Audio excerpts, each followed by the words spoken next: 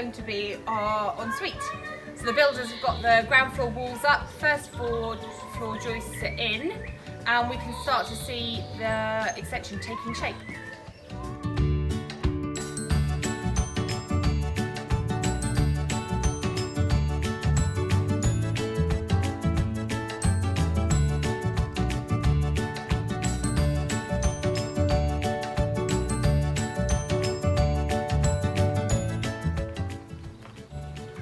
And I'm pretty high up, standing at roof level on the extension.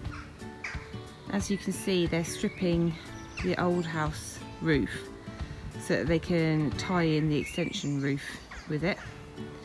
And the first floor steels are up.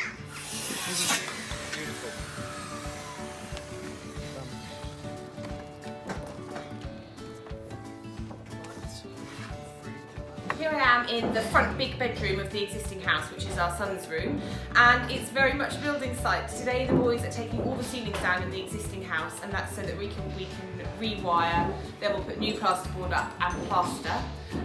So it's looking pretty messy, but they're making quick work of it.